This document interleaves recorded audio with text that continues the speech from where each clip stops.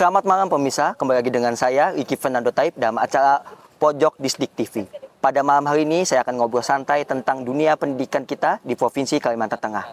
Tentu saja saya tidak sendiri di sini, saya bersama dengan salah satu tokoh yang memajukan pendidikan kita, pemimpin muda yang menginspirasi kita, yaitu Bapak Muhammad Reja Prabowo, selaku PLT Kepala Dinas Pendidikan Provinsi Kalimantan Tengah.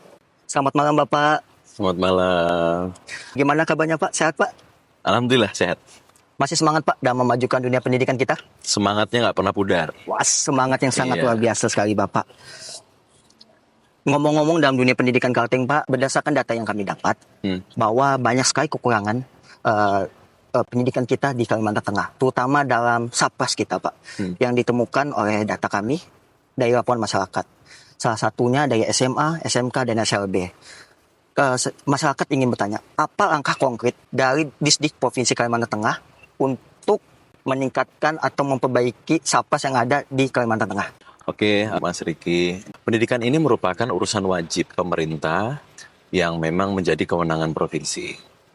Adapun setiap tahun pemerintah, khususnya pemerintah Provinsi Kalimantan Tengah, dalam hal ini kewenangan pemerintah provinsi itu mencakup satuan pendidikan SMA, SMK, dan SLB. Bapak Gubernur sangat concern dengan pendidikan, lalu kemudian kami juga membuat suatu inovasi dengan adanya aplikasi Pena Berkah, di mana siapapun saat ini bisa mengakses, cukup ketik di Google, Pena Berkah, itu sudah bisa lihat kondisi sarana dan prasarana dunia pendidikan yang ada di Provinsi Kalimantan Tengah. Bukan hanya sarana prasarana, dari sumber daya manusianya juga kita bisa lihat jumlah guru, terus kemudian tenaga pendidik lainnya. Bahkan di Pena Berkah itu juga sudah kita siapkan kolom lapor. Jadi untuk masyarakat Kalimantan Tengah khususnya, apabila ingin memberikan saran masukan dan aspirasi itu bisa melalui Pena Berkah. Mungkin masyarakat ingin tahu Bapak, kapan Pena Berkah ini berdiri dan kenapa tujuan dari Pena Berkah ini berdiri Pak? Nah, Pena Berkah ini belum lama, Mas Riki.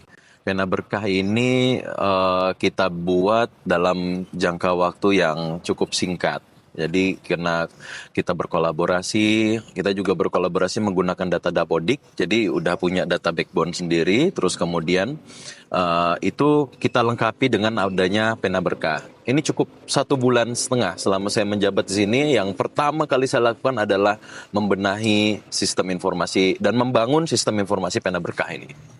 Kemudian untuk dana dari Pena Berkah ini dari mana Pak? Apakah dari APBD atau dari APBN? Dana untuk pembuatan aplikasi Pena Berkah ini dibebankan kepada APBD Dinas Pendidikan Provinsi Kalimantan Tengah. Tentu karena aplikasi dibiayai oleh APBD Pemerintah Provinsi Kalimantan Tengah, kita juga dengan mudah, alhamdulillah, kita yang mengelolanya dengan mudah, sehingga kalau ada pihak-pihak terkait itu yang membutuhkan data dari Pena Berkah sangat mudah, tinggal komunikasi dengan Dinas Pendidikan Provinsi Kalimantan Tengah. Kemudian Bapak dari Pena Berkah sendiri, apakah ada kendala? Ini kan karena program 1 bulan Pak. Iya. Apakah mungkin ada kendala mungkin sudah dihadapi oleh Disdik dalam menjalankan Pena Berkah ini? Alhamdulillah kendalanya hampir tidak ada. Kendala-kendala yang ada di lapangan seperti kondisi sekolah, karena itu kan Pena Berkah itu dia by name by location kan. Sudah ada lokasinya, setiap sekolah itu sudah ada lokasi masing-masing. Nah, itu ada lokasi-lokasi yang masih belum terjangkau listrik dan internet. Nah, tapi alhamdulillah kita cek dari beberapa sekolah yang masih berada di lokasi terpencil, ya itu juga udah upload kok Pena Berkahnya. Jadi kita banyak sekali dibantu oleh seluruh operator yang ada di setiap sekolah. Kemudian ini Pak, misalnya ada kerusakan Sapras nih dari satu sekolah. Nah, itu kan pasti mereka melaporkan ke Pena Berkah. Iya. Berapa lama tindakan yang akan dilakukan Disdik dalam menangani kerusakan itu tersebut?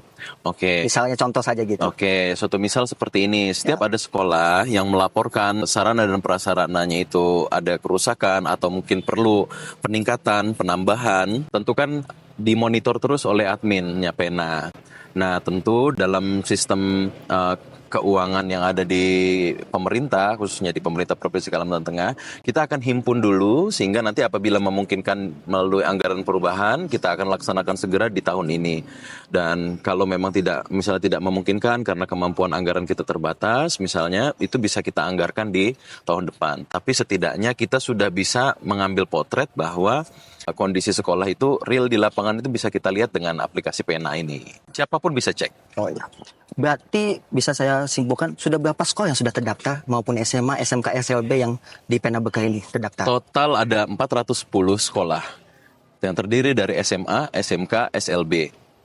Itu sudah hampir 100%. Insya Allah saya rasa udah 100%. Berarti, udah semuanya menginput. Sudah ada data-datanya di Pena Berkah itu 100%. Berarti dampaknya sangat luar biasa ya Pak untuk kemajuan pendidikan kita. Iya. Ada nggak Bang? Misalnya, maaf ya, saya panggil Abang. Nggak apa-apa. Mau manggil Bang, manggil Mas, manggil nama juga nggak apa-apa. Ya kita manggil Abang aja lah, karena kelihatannya masih muda Abang. Oke. Jadi gini Bang, apakah ada keluhan nggak dari masyarakat? Misalnya, Pena Berkah ini lambat, Pena Berkah gini-gini. Ada nggak keluhan dari sekolah gitu? Justru keluhannya ada. Keluhannya ada dari masyarakat. Jadi masyarakat malah bertanya kepada saya, kok SMP, SD tidak ada? Iya. Yang ada cuma SMK, SMA, SLB yang ada. SD tidak ada. Mereka mau cek SD.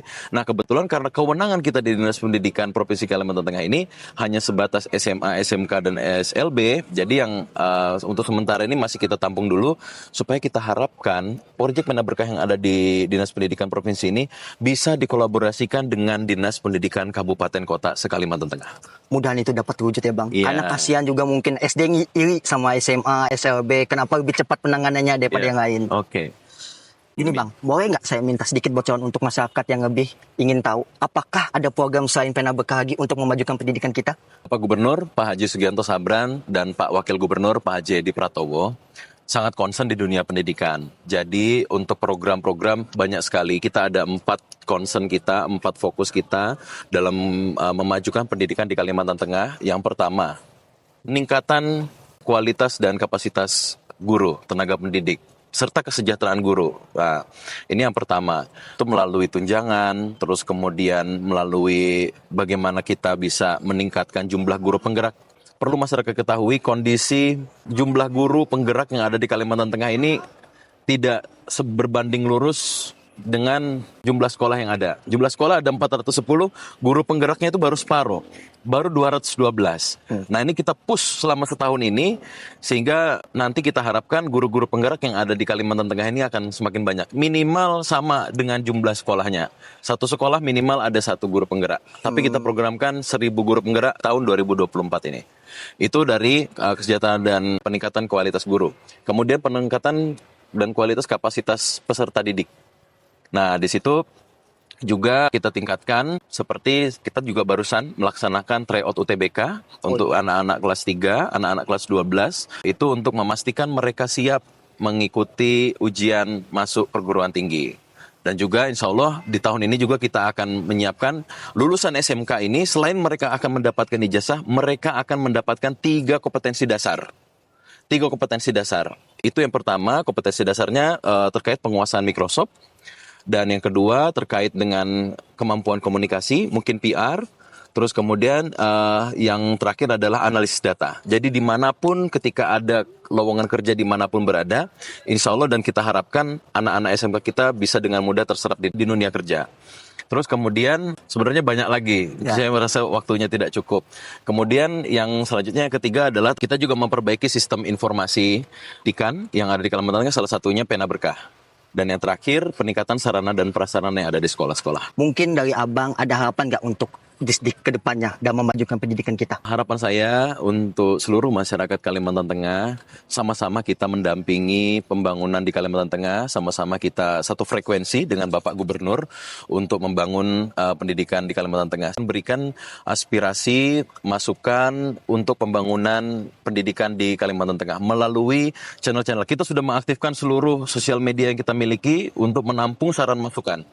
Termasuk juga tadi terkait dengan TABE, beasiswa TABE untuk seluruh mahasiswa, kita alokasikan 20.000 mahasiswa se-Kalimantan Tengah. Itu juga sudah hari ini kita luncurkan. Sebelum berakhir, Bapak atau Abang, silakan Abang melakukan closing statement untuk pejuang pendidikan kita, dari guru, pengawas maupun siswa, mahasiswa. Bapak Ibu Kepala Sekolah, Bapak Ibu Guru, Bapak Ibu Pengawas, mari sama-sama kita sungguh-sungguh dalam meningkatkan pendidikan yang ada di Kalimantan Tengah. Kapasitas harus selalu kita tingkatkan, Dinas Pendidikan akan siap sedia, dan kita juga sudah mengalokasikan anggaran yang tidak sedikit melalui anggaran APBD Kalimantan Tengah untuk dalam sektor pendidikan hampir mendekati 1,5 triliun di tahun 2024 ini.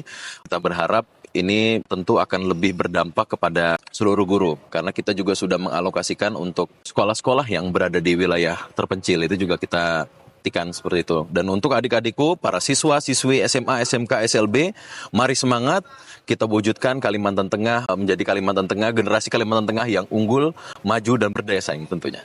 Terima kasih Bapak yang closing statement yang sangat luar biasa. Itulah sekian dari obrolan santai kami di Pojok Disdik TV. Terima kasih, sampai jumpa di lain waktu dan kesempatan.